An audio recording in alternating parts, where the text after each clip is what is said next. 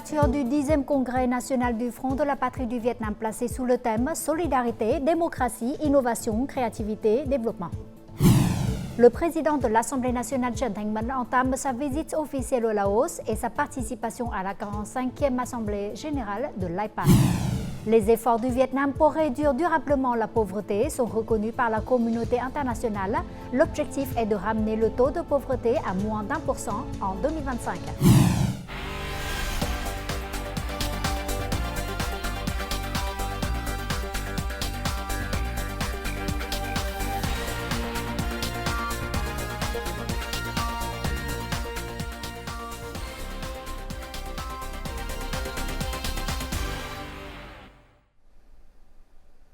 Mesdames et messieurs, bonjour, bienvenue au journal francophone. Le 10e congrès national du Front de la patrie du Vietnam, mandat 2024-2029, s'est ouvert ce jeudi matin au Centre national des congrès de Hanoï. Étaient présents le secrétaire général du Parti communiste vietnamien et président Tô Lâm, le premier ministre Phạm Minh Chính et le président de l'Assemblée nationale Trần Thanh Mẫn, sous le thème Solidarité, démocratie, innovation, créativité, développement. Le congrès réunit plus de 1000 représentants de toutes les couches sociales du pays, mais aussi des groupes ethniques, des grandes religions, des forces armées et même des Vietnamiens résidant à l'étranger. Dans son discours, Tô Lâm a souligné que le Front de la patrie du Vietnam et ses organisations membres jouaient un rôle central dans l'atteinte des objectifs de développement du pays. Il a proposé que le Front mette l'accent sur l'importance du grand bloc d'unité nationale, ce qui devrait permettre, selon lui, de faire entrer le pays dans une nouvelle ère.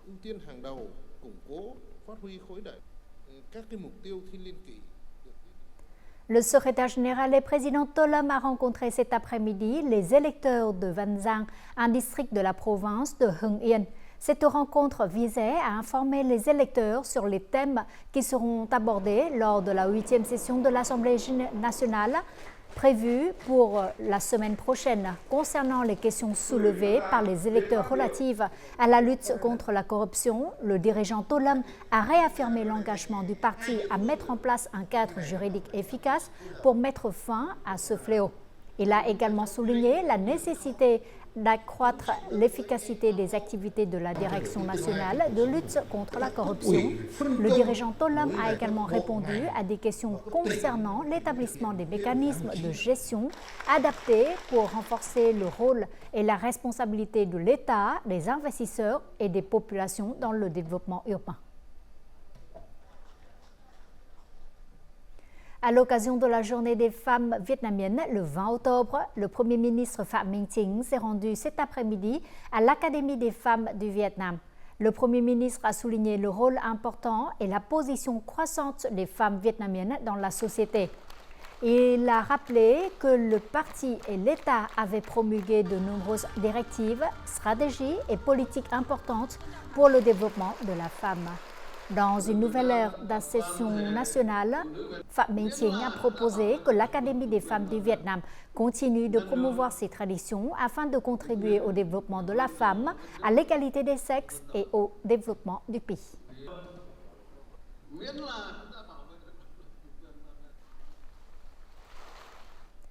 Le président de l'Assemblée nationale, Trần Thanh Mẫn, est arrivé ce jeudi au Laos, entamant sa visite officielle dans ce pays.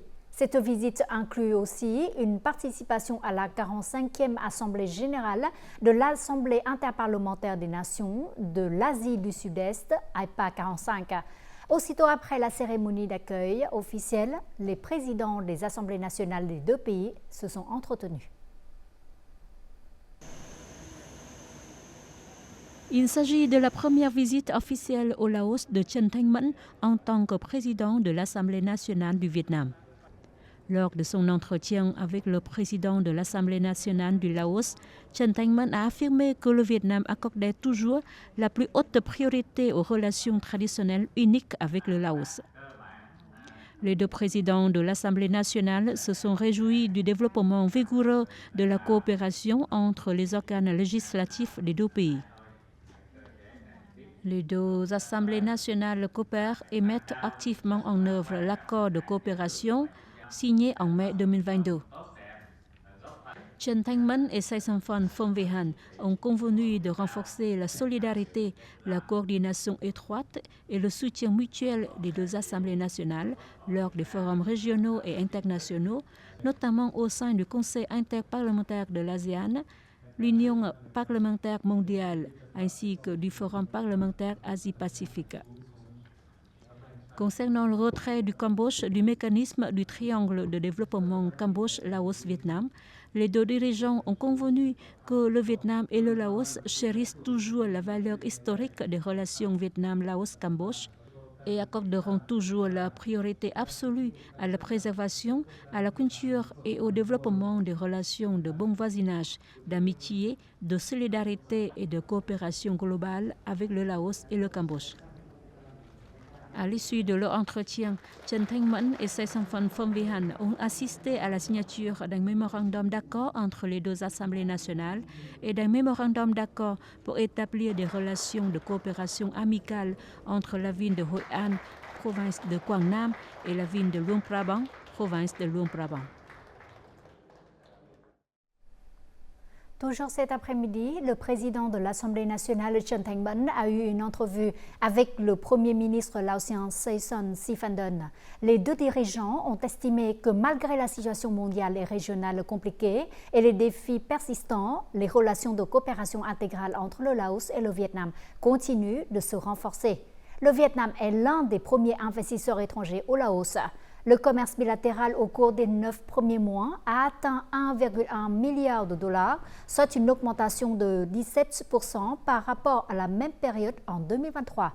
Le président de l'Assemblée nationale du Vietnam et le Premier ministre laotien ont convenu de la nécessité de prendre des mesures plus concrètes pour promouvoir la coopération économique, commerciale et d'investissement. Les deux parties continueront de se soutenir mutuellement sur les questions régionales importantes, notamment la question de la mer orientale et l'utilisation des ressources en eau du Mekong. Le prix moyen de l'électricité au Vietnam vient d'être ajusté à la hausse de 4,8% pour atteindre un niveau de plus de 2100 dong kWh. Cet ajustement devrait faire augmenter l'indice des prix à la consommation IPC au quatrième trimestre d'environ 0,04 points de pourcentage. Et selon les estimations, l'augmentation du prix de l'électricité affectera très peu l'inflation pour cette année. Les détails. Dans cette ferme porcine, tout le processus est automatisé. La facture d'électricité est d'environ 60 millions de dong par mois. Après l'augmentation du prix de l'électricité, l'entreprise devra payer 2,8 millions de dong de plus.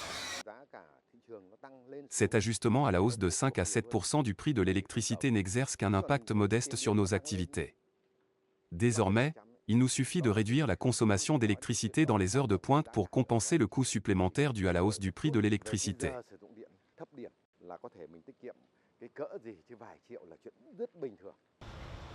Selon les calculs, si le prix du porc augmente de 10%, l'IPC augmentera de 0,34 points de pourcentage. Par conséquent, il est important de protéger les élevages de cochons afin de garantir les approvisionnements et la stabilité des prix pour la période de fin d'année. Selon l'Office général des statistiques, la récente augmentation du prix de l'électricité n'augmentera que de 0,04 points de pourcentage de l'IPC au quatrième trimestre, sans exercer de pression sur l'inflation. Nous calculons qu'au cours de ce quatrième trimestre, même si l'IPC connaîtra une hausse maximale de 6,4%, l'inflation n'atteindra que le seuil cible de 4,5%. L'inflation ne constitue pas un gros problème pour le Vietnam. Nous prévoyons un taux d'inflation de 4% pour cette année et l'année prochaine. Actuellement, l'augmentation de salaires et les ajustements de prix des biens gérés par l'État respectent toujours la feuille de route prévue. Les organismes compétents ne sont pas pour autant négligents. La gestion des prix continuera d'être renforcée suite à l'augmentation des prix de l'électricité. Jusqu'au 17 novembre, la ligne de métro numéro 1 reliant Bến Thành à Suối Tiên à Ho Chi Minh Ville sera testée à titre commercial avec la participation de près de 500 personnes. L'opérateur devra tester le fonctionnement de l'ensemble du parcours dans les situations d'urgence telles que l'incendie, explosion, panne de courant ou inondation. Jusqu'au 7 novembre, il y aura un trajet toutes les 10 minutes, puis toutes les 4 minutes. Cette première ligne ferroviaire urbaine d'Ho Chi Minh Ville, d'une longueur totale de près de 20 km, devrait être mise en service commercialement en décembre prochain.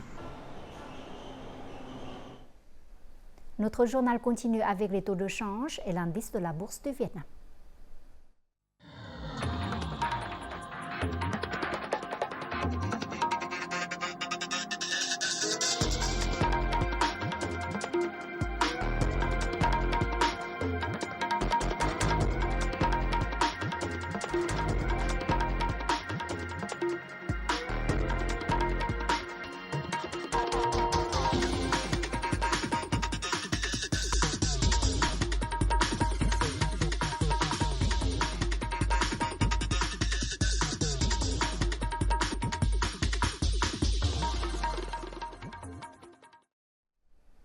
Le 17 octobre a été choisi par les Nations Unies comme la journée internationale pour l'élimination de la pauvreté.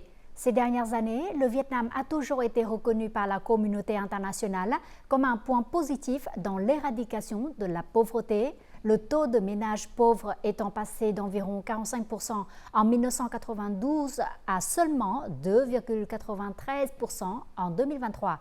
Cependant, le combat contre la misère au Vietnam se heurte encore à de nombreux défis, nécessitant des solutions opportunes et synchrones. Thu Hiền nous en dit plus. Thượng Thôn est l'une des communes frontalières en situation difficile du district de Ha Quang, province de Cao Bằng.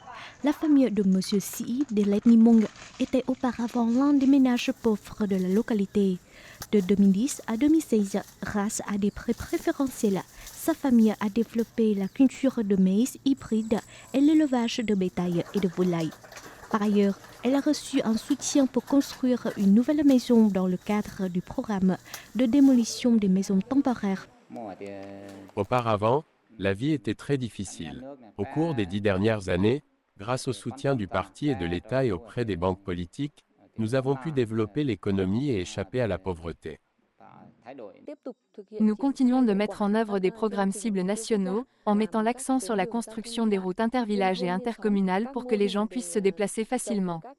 Les habitants bénéficient de prêts préférentiels pour convertir leur culture et leurs élevages de bétail. Ces dernières années, le Vietnam a toujours été reconnu comme un point positif en matière de réduction de la pauvreté.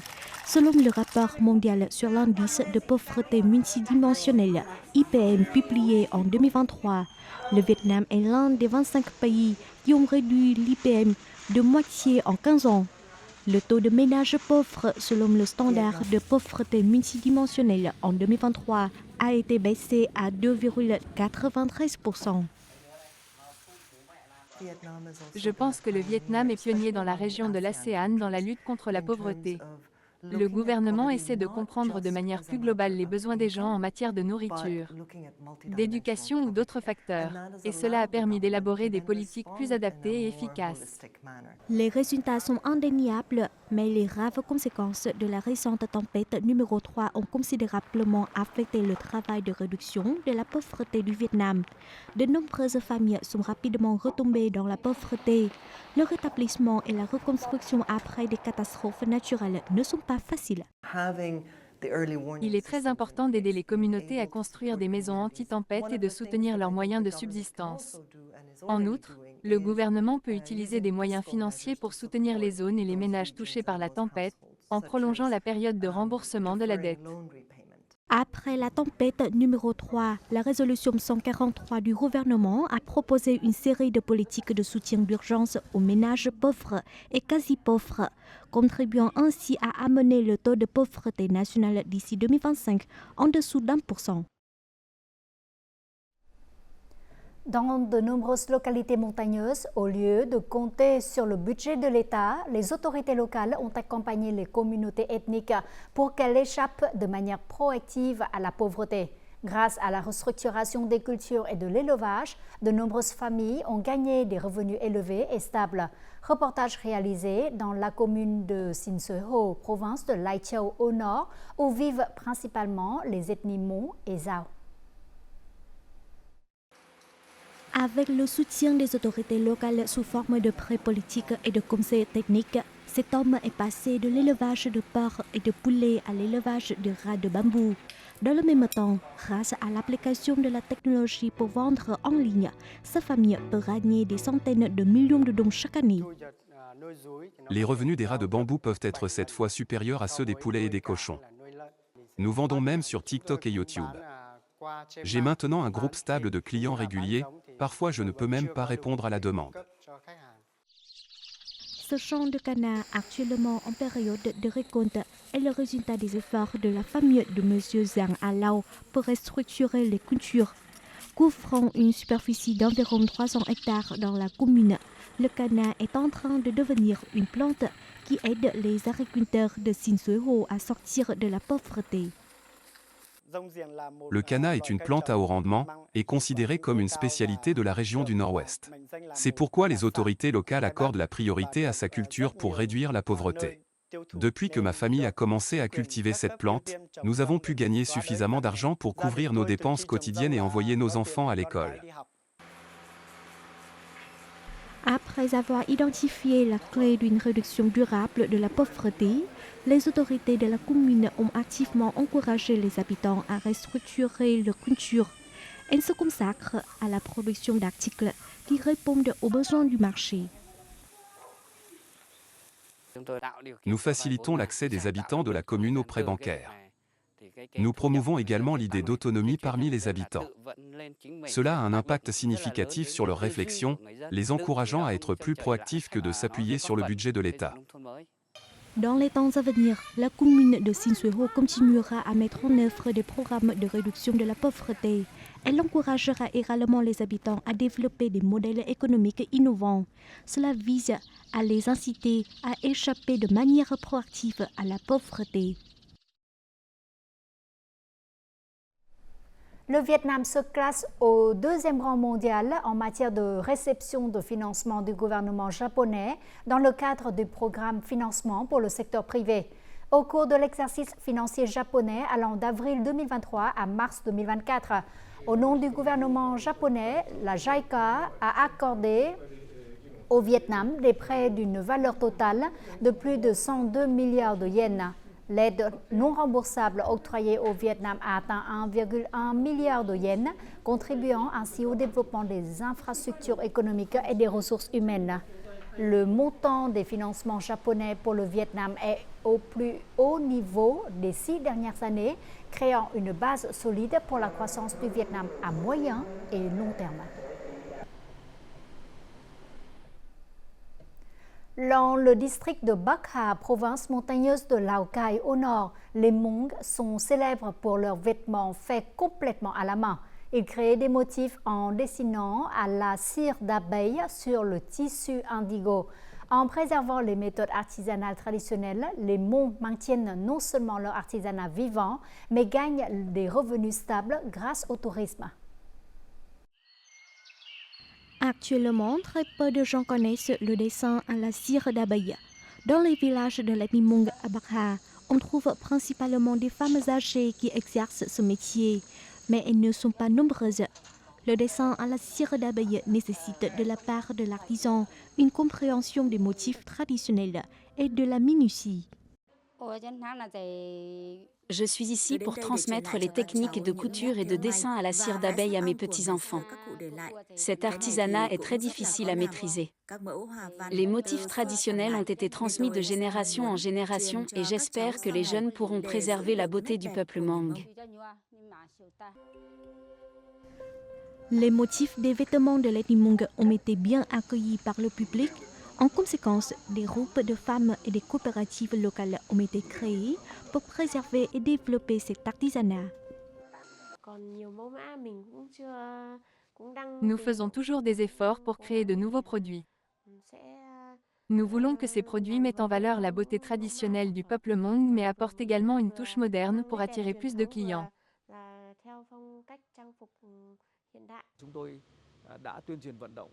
Nous avons encouragé la population locale à revenir à l'artisanat traditionnel, comme la broderie, au lieu d'acheter des produits prêts à l'emploi.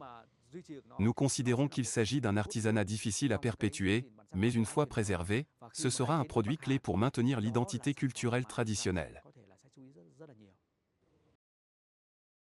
Le peuple Hmong conserve environ 50 motifs traditionnels sur ses costumes. Par conséquent, les femmes de l'ethnie Hmong s'efforcent d'incorporer ces motifs dans de divers articles, tels que des vêtements, des souvenirs et des foulards. Cela leur permet non seulement de préserver leur identité ethnique, mais aussi de générer un revenu stable pour leur famille.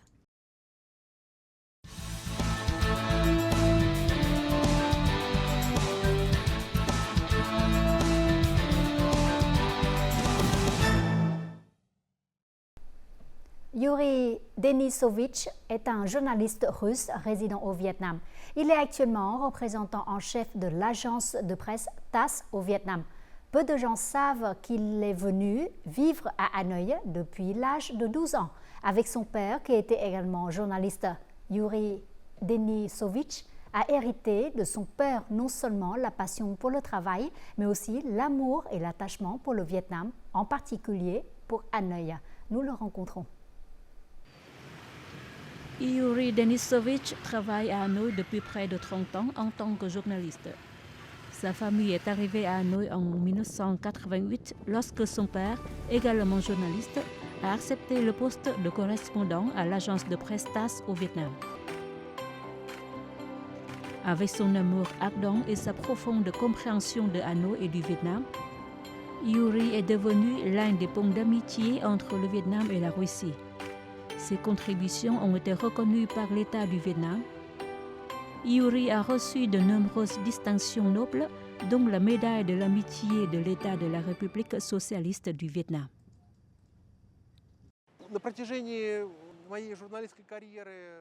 Ma carrière de journaliste m'a apporté de nombreuses expériences mémorables, mais les entretiens avec des dirigeants vietnamiens m'ont toujours laissé la plus profonde impression. J'ai eu l'occasion d'interviewer tous les hauts dirigeants vietnamiens, notamment le secrétaire général, le président, le premier ministre, le président de l'Assemblée nationale et de nombreux ministres et chefs de département. C'est une expérience professionnelle précieuse. J'interagis aussi souvent avec les Hanoïens lors de grands événements. Lorsque je me suis présenté comme un journaliste étranger, non seulement ils ont partagé leurs sentiments, mais ils étaient également très enthousiastes à l'idée de me poser des questions sur mes impressions sur le Vietnam. Cela crée un dialogue, pas seulement une interview. Cela me donne l'impression que je fais partie de cette ville. C'est grâce à mes années de travail au Vietnam que je suis un journaliste connu en Russie. En tant que représentant de TASS, Yuri Denisovitch couvre tous les événements politiques et économiques marquants du Vietnam. Il accorde également une attention particulière à la culture. Il a écrit de nombreux articles sur la culinaire, la beauté de Lao Dai ou encore l'attraction des cafés-terrasses. Il exprime ainsi son profond amour pour le Vietnam, en particulier pour Hanoï. Yuri a une profonde compréhension de la culture vietnamienne. Ses écrits sont diversifiés en catégories et en formes. On peut ressentir ses sentiments pour le Vietnam et le peuple vietnamien. Dans la vie, il est un ami très proche, très affectueux. Quant à Evgenia, fille du journaliste Yuri Denisovitch, son père est un dictionnaire vivant sur Hanoï. Si j'ai besoin de savoir quelque chose sur Hanoï, papa est la première personne à qui je demande, car je suis sûre qu'il connaîtra la réponse. Avant, ma famille sortait souvent dans de nombreux endroits de Hanoï et j'aimais me promener dans le vieux quartier. Papa me disait souvent que la vieille ville est quelque chose d'unique de Hanoï, qu'on ne peut pas trouver ailleurs. Le père de Yuri avait vécu plusieurs décennies à Hanoï. Lui et sa famille continuent de s'attacher à cette ville. Un amour particulier qui se transmet de génération en génération. Hanoï occupe une place spéciale dans ma vie. C'est à Hanoï, il y a plus de 20 ans, que j'ai rencontré mon épouse. Nous nous sommes rencontrés, nous nous sommes mariés à Hanoï. Actuellement, ma fille travaille dans une agence de voyage vietnamienne. Hanoï n'est pas seulement l'endroit où nous vivons, mais aussi un endroit qui nous donne envie de revenir. L'esprit de Hanoï et l'hospitalité de ses habitants sont restés intacts au fil des années. Si auparavant Hanoï était une ville paisible, elle est désormais en train de devenir une métropole animée de classe mondiale. L'agitation est une caractéristique de Hanoï, créant une forte vitalité pour la ville. J'aime beaucoup témoigner du développement rapide de Hanoï. Cependant, j'aimerais que la ville dispose de trottoirs plus spacieux et plus pratiques pour les piétons.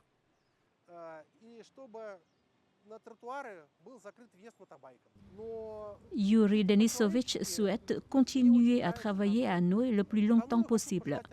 Il espère que Hanoï sera toujours une ville jeune, moderne et toujours innovante, tout en conservant son identité culturelle ancienne et riche. En fin du journal, voyons tout de suite les prévisions météo dans les principales villes du Vietnam pour demain.